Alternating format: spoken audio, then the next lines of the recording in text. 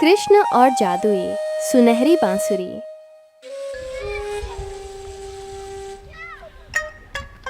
एक बार की बात है, एक जादुई गांव था जिसे वृंदावन कहा जाता था।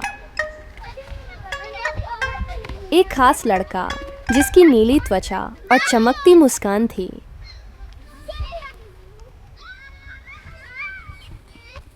उसका नाम कृष्ण था और उसका हृदय प्रेम और आनंद से भरा हुआ था।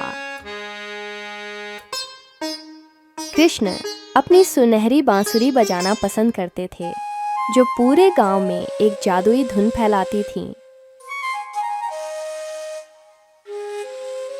जब भी वह बजाते, पक्षी और भी सुंदर गाते, फूल हवा में नृत्य करते और सभी निवासी खुशी से भर जाते।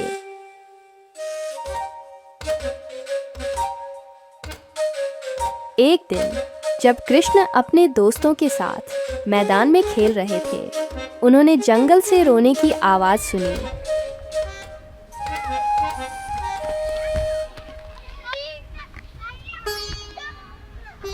उसने आवाज का पीछा किया और एक छोटे बछड़े को झाड़ियों में फंसा हुआ पाया।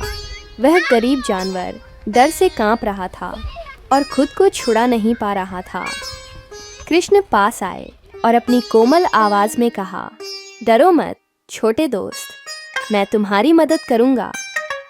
उसने अपनी बांसुरी उठाई और एक ऐसी मीठी और जादुई धुन बजाई कि कांटे एक एक करके हटने लगे, जैसे वे आवाज से मंत्रमुग्ध हो गए हों।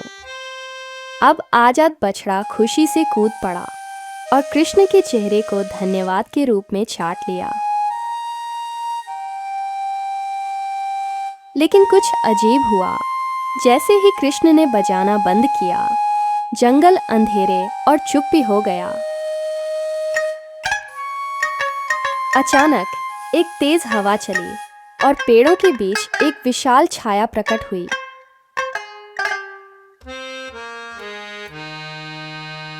वह कालिया था, एक दुष्ट सांप जो नदी में रहता था और गांव के पानी को झड़ देता था। कौन है जो मेरे जंगल पर नियंत्रण को चुनौती देने की हिम्मत करता है? कालिया ने अपनी डरावनी आवाज में फुफकारते हुए कहा।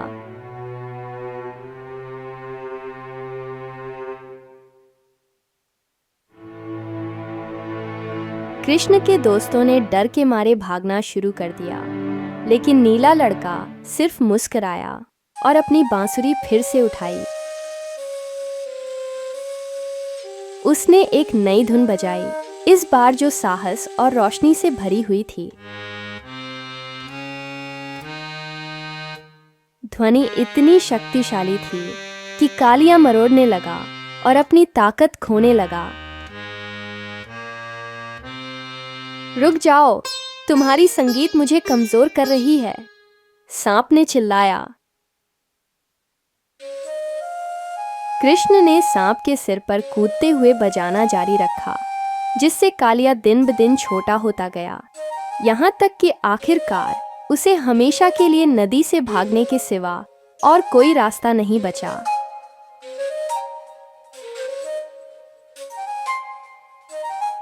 वृंदावन के निवासियों ने खुशी मनाई।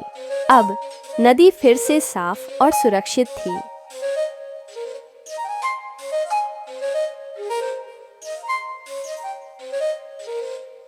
बछड़ा खुशी से नृत्य कर रहा था।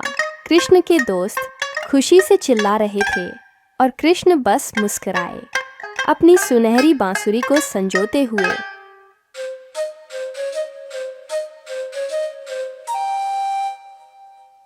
असली ताकत प्रेम और संगीत में है, उसने कहा।